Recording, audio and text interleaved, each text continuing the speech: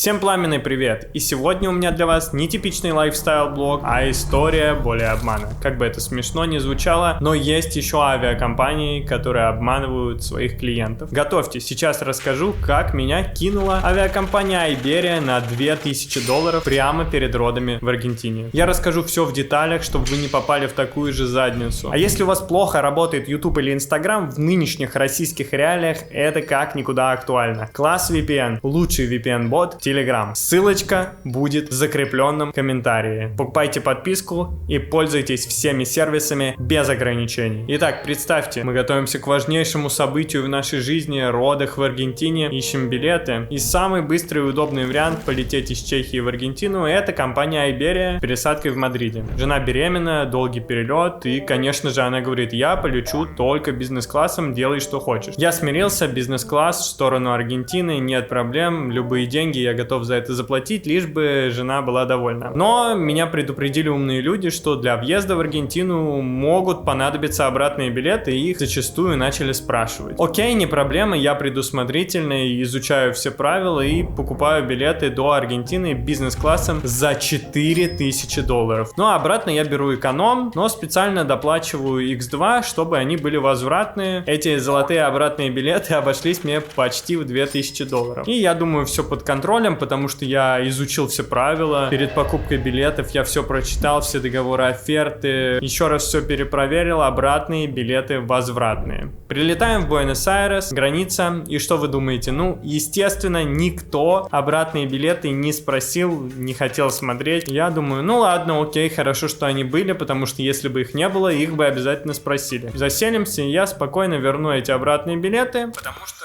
я же крутой, я за них заплатил в 2 раза больше. Захожу на сайт Iberia, и кнопка «Вернуть билет», она просто не работает. Она просто серая, ее нету в моем личном кабинете. Я захожу в приложение с телефона, и там тоже не работает, ничего. Поддержка на сайте молчит, как партизан на допросе. Я не знаю, что сделать с этим. И начинается веселье. Я звоню в офис в Испанию из Аргентины. Роуминг, все дела, уже куча денег дополнительно тратится. Самая проблема в том, что они очень плохо говорят на английском. Это был выходной день, и я пытался им на языке жестов объяснить, что хочу сдать свои обратные билеты. Несколько часов диалогов, и наконец-таки они меня поняли и сказали: ну, напишите нам в WhatsApp. Я думаю, вау, а почему вы сразу об этом не сказали? Окей, пишу в WhatsApp. Суббота, оператор тоже очень плохо говорит на английском. Я думаю, ладно, подожду понедельника, нет проблем, выходные надо отдыхать, билеты сдам потом. Снова пишу в понедельник, мне говорят: да, йоу, камон, нет проблем, мы принимаем твою заявочку, жди, через 7 дней получишь письмо, и там будут все подробности про сдачу твоих билетов и возврат денег. Но спустя 7 дней письма нету, ничего не пришло на почту. Я снова пишу в чат, говорю: алло, Iberia, где деньги? И тут мне подтверждают, что да, отмену согласовали, и присылают чек на $94. Я думаю, что?